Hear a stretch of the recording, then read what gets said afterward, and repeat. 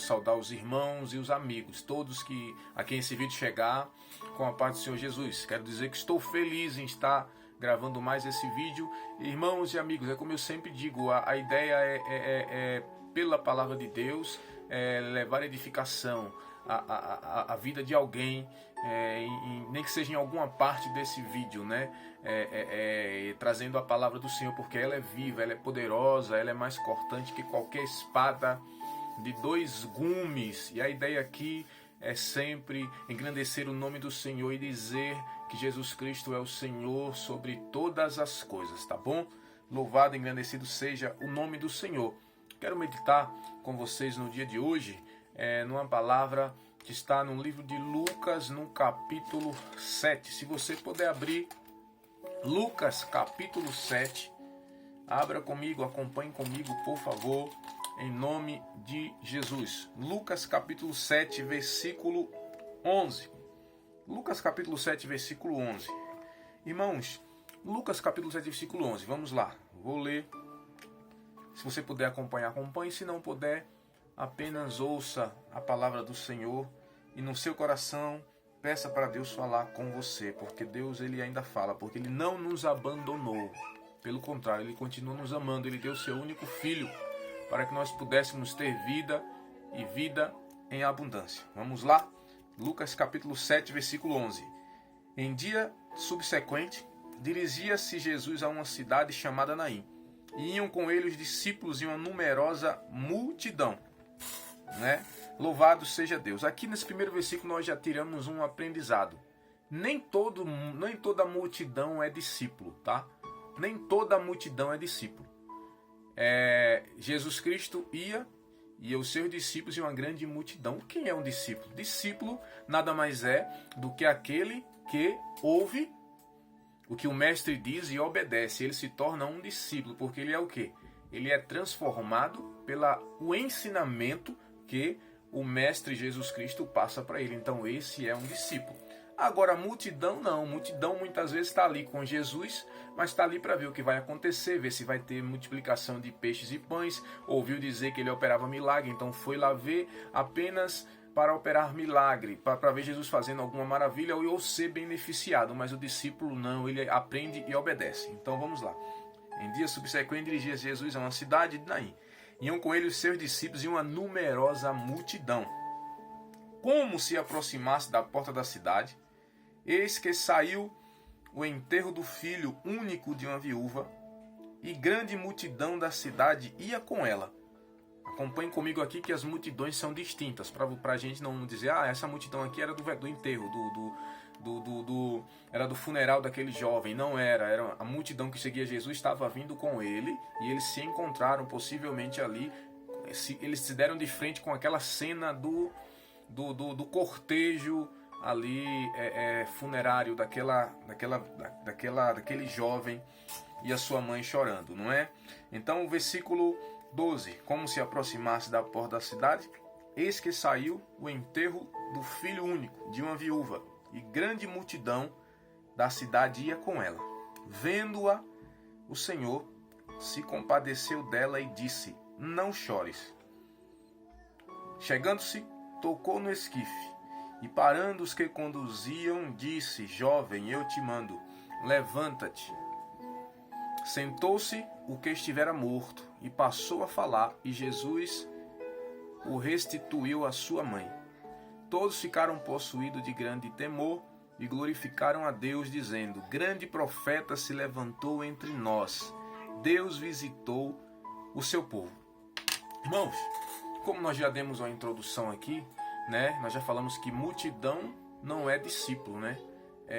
O importante, irmãos, cada vez que lermos a palavra, olharmos para nós mesmos primeiro, não é? Olhar como nós estamos diante de Deus. Aqui existem algumas pessoas que usam ninguém pode julgar ninguém. Não, irmão, realmente ninguém pode julgar ninguém desde quando você não entenda a palavra, porque quando você conhece a palavra, não que você vai julgar com maldade, mas você tem que abrir os olhos daquele que está no erro, usando a palavra de Deus. Muitas pessoas usam a desculpa, ninguém pode julgar ninguém, e todo mundo, e nós começamos a andar errado como nós queremos, fora da vontade de Deus, então vem o irmãozinho e ele não pode me corrigir em amor. Não, isso é um ensinamento errado. Segundo a palavra de Deus, em amor, não para bater no sentido de derrubar o irmão, mas para dizer, irmão, em nome de Jesus, a palavra do Senhor diz tal coisa e você precisa atentar para isso. Isso é bom, porque é assim que o Senhor Jesus nos ensina, ele veio fazendo isso. Mas aqui o cenário é triste, irmão. Uma mulher perdeu um filho. Irmão, quando a palavra, quando Lucas escreve que aquele filho era o único filho daquela mulher, Lucas está fazendo, através disso que Lucas fala, dessa parte que Lucas fala que é o filho único daquela mulher, o único filho, ele está falando de muitas coisas. Irmão, naquela época, quando uma viúva, ela perdia o seu marido, lógico, se tornou viúva, ela já não tinha o benefício, o sustento que o marido poderia dar. Então, agora, essa confiança, ela agora depositava no filho, do filho sustentar a casa. Mas, meus irmãos, e quando se perde o único filho, como que fica a situação?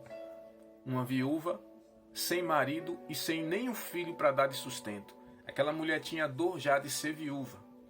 Aquela mulher, porque Lucas destaca, a viúva, né? Porque a palavra do Senhor diz, ela era viúva. Ele destaca a questão da viúva, ele destaca agora a questão do único filho. Aquela mulher agora está numa situação, numa dor de luto, uma dor do luto e uma dor de não saber o que vai ser da vida dela daqui para frente. Irmãos, e agora nós começamos a entender que os dias que nós estamos vivendo hoje são dias parecidos, porque muitas pessoas estão de luto. Talvez não perderam ninguém da família, graças a Deus, que Deus continue te guardando, nos guardando. Mas, irmãos, muitos agora estão desempregados, muitos estão desesperados, muitos estão preocupados e perdendo o sono, sem saber o que fazer, porque os seus sonhos estão morrendo. A sua esperança e expectativa de vida estão morrendo. Há dois meses, um mês atrás, tudo ia muito bem, possivelmente, talvez, na sua vida, e tudo agora desmoronou. Agora o que sobrou foi preocupação, o que sobrou foi um luto de um sonho perdido. Mas eu quero dizer para você que Deus, ele é poderoso. Quero dizer para você que Jesus Cristo vai ao encontro daquela mulher. E Jesus Cristo agora, ele é tão poderoso, ele é tão maravilhoso, ele é Deus encarnado. Ele diz, não chores.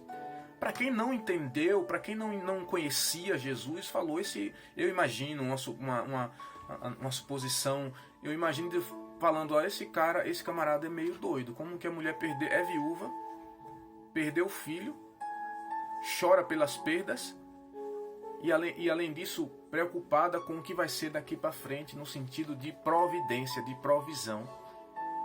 Mas quem falou aquilo, irmão, não chores, foi o Criador do universo. Foi o Criador do céu e da terra, aquele que vive e que reina para sempre. Eu glorifico a Deus por essa palavra, porque o Criador do universo, ele domina sobre todas as coisas, ele criou todas as coisas. Então ele fala para aquela mulher, não chore. Irmãos e amigos, ele vai até aquele caixão e o esquife é um caixão, possivelmente era um caixão aberto, né, como se fosse uma maca ou um caixão aberto. Então ele vai e ele toca naquele jovem e ele dá uma ordem. O interessante é que Jesus é um Deus, é um Deus de amor, é amor. Ele vai lá e ele toca em um morto que pela lei era proibido. Quem tocasse em um morto, pela lei, melhor dizendo, proibido, quem tocasse em um morto ficaria impuro. Mas ele se compadeceu daquele homem. O amor prevalece sobre a religiosidade, Então Jesus toca naquele homem, Jesus dá uma ordem, aquele homem agora ele senta e agora todo mundo se maravilha. é isso que Deus faz nas nossas vidas.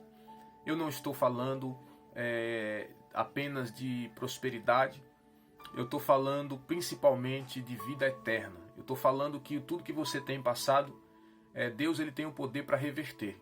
Tudo que você tem passado, as suas dificuldades, seja financeiras, seja na área da saúde, seja em qualquer área da sua vida, segundo a vontade dele. Mas estou falando também da vida eterna, né? As pelejas aqui são grandes. E o mais interessante é que para aqueles que creem no Senhor Jesus Cristo, que Ele morreu e que pagou um preço por nossos pecados, Ele ressuscitou, Ele nos chamou dos mortos. Nós estávamos mortos em nossos pecados. Ele fez esse milagre na vida daquele que é convertido, daquele que crê que é pecador e que só Jesus poderia tomar o lugar dele e salvá-lo. Ele fez isso nas nossas vidas, naqueles que creem no Filho, né? E essa situação que nós estamos passando, Deus é poderoso para fazer conforme a vontade dele. Vamos louvando, vamos agradecendo a Deus, vamos bendizendo o nome do Senhor e vamos agradecendo por tudo que Ele tem feito, porque Ele é quem tem o poder de fazer todas as coisas. Louve a Deus pela ressurreição, pela sua ressurreição dos mortos, quando Ele te chamou para a vida por Jesus Cristo. E tudo que você tem passado, Deus, Ele há de trabalhar, há de fazer segundo a vontade dEle. Descanse no Senhor, porque Ele continua sendo Deus. Nunca duvide do amor de Deus pela humanidade. Ele virá, e sim, Ele irá julgar os desobedientes, mas aqueles que guardarem a fé no Senhor Jesus, que buscarem a palavra, que obedecerem e que crerem de todo o coração, esses serão salvos do dia da ira. E ainda tem a companhia do Senhor agora, do nosso lado, porque Ele está presente. A Bíblia diz que Ele estaria conosco todos os dias até a consumação dos tempos. Tá bom? Até a consumação dos séculos. Que Deus abençoe a todos. Fiquem na paz do Senhor. Jesus, não esqueçam, Deus é aquele que tem o poder para ressuscitar mortos, para fazer todas as coisas. Deus abençoe em nome de Jesus. Jesus é a nossa Páscoa e também a nossa força.